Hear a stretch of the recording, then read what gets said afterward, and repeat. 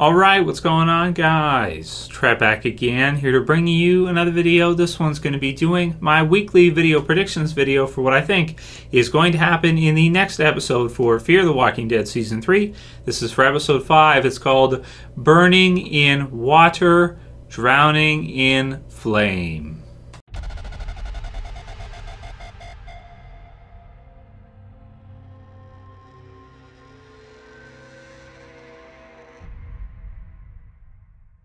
And spoiler warning as usual, if you are not caught up for Fear the Walking Dead Season 3, that's up to Episode 4 now. If you guys missed it, I did my review for Episode 4. It's in the channel right now. You can check it out. Incredible episode. One of the best character episodes we've ever had for Walking Dead, I want to say. Really does some awesome stuff for Daniel, I think, as a character for Fear. So definitely check out the review if you guys haven't seen it yet. And keep sending me your questions for the Q&As this week, guys. After such an awesome episode leading into Episode 5, we'll do the Q&As probably starting tomorrow with our first one for Fear, Episode 5 of Season 3. So the description I'll put in the, the description for the episode I'll put in the video description, which is below, as well as the links to the two usual clips we have, which is the next on, Burning in Water, Drowning in Flame, 305. It's like our promo video. And then we also have a sneak peek, which is called Don't Worry About Me, also been uploaded to AMC's channel. So the description for this one reads, an oncoming threat disrupts peace. Madison and Troy search for answers. Alicia must reconcile with her past.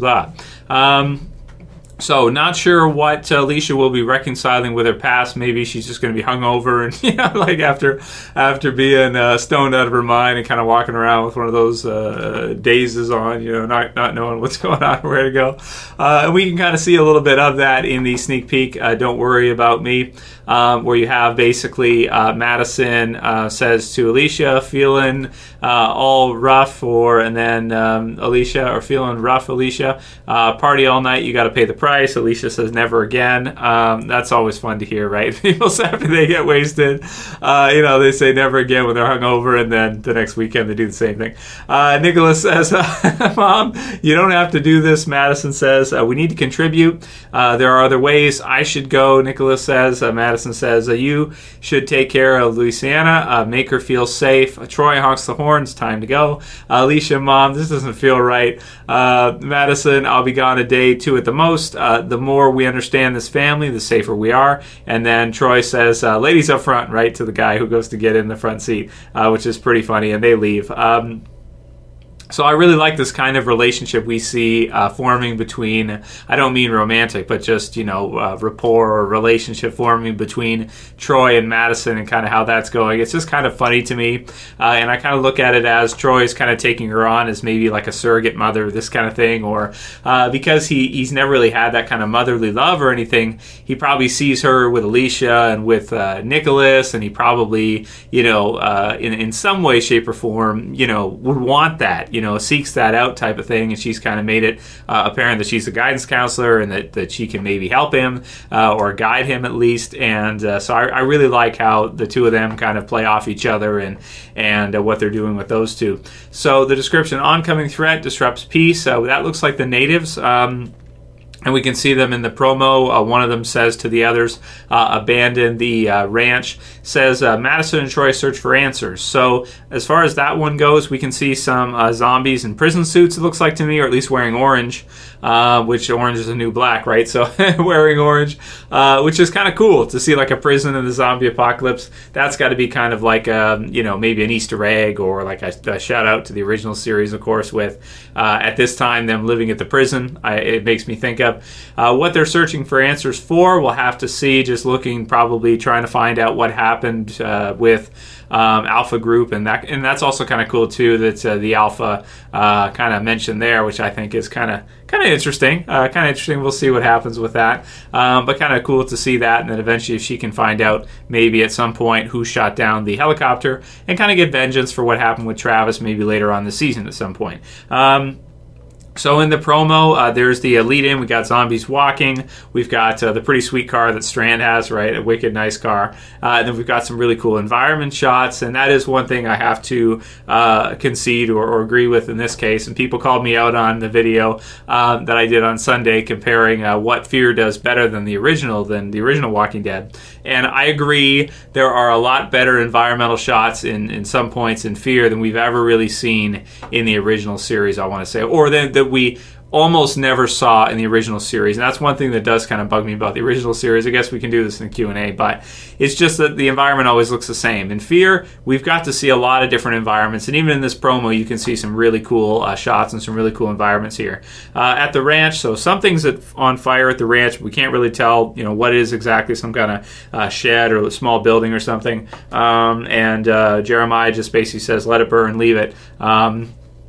Whatever, don't worry about it. He's going to let it go. So we'll have to see what started the fire. We didn't start the fire, right? I don't think Daniel's anywhere in the vicinity, so I'm not sure what started the fire. If it was kind of something that broke out on its own, people not knowing what they were doing, maybe someone sabotaging someone else's place by burning it or something, or possibly that group of natives maybe snuck in and started the fire or something, and they want them to abandon the ranch. So we'll see what happens with that. So Lucianna to Nick, you're afraid to leave your family, and because of course Nick wants to stay and is trying to talk her into it, but she obviously doesn't want to because of what Troy did earlier. Strand to Daniel, do you want to kill me right now? And then he says to do it. Obviously Daniel's not going to kill Strand. He saved him.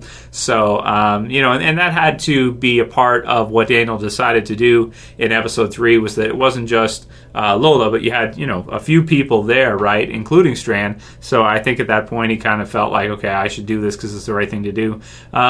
Troy killing zombies at the prison, which is cool. Madison to Troy, this is a game to you. And then Troy to Madison said, it's my calling. So Troy is like, he's enjoying this way too much, because it's his dad's life's work to kind of prepare for the end of the world. Now the end of the world has happened. He'll feel vindicated, and so will his father, that they did the right thing, that they're smarter than everybody because they knew it was going to happen before it did.